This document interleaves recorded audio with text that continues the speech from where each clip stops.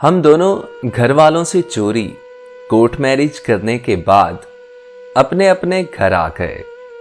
हम ऐसा करना नहीं चाहते थे, लेकिन बहुत डरे हुए थे कि कहीं हमारे घर वाले हमारी शादी अपनी मर्जी से ना करते।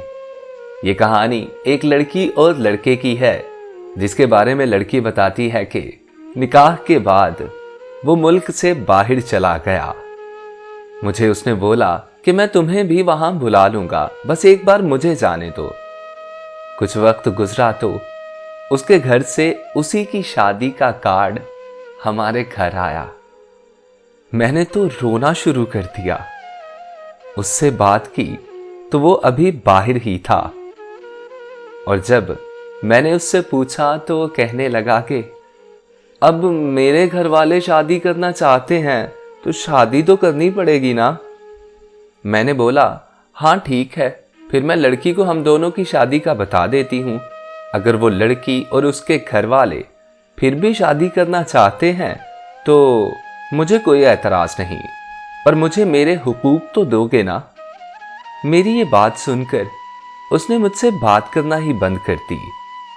मैंने लड़की के बाबा को सब कुछ सच बता दिया और उसका रिश्ता टूट गया।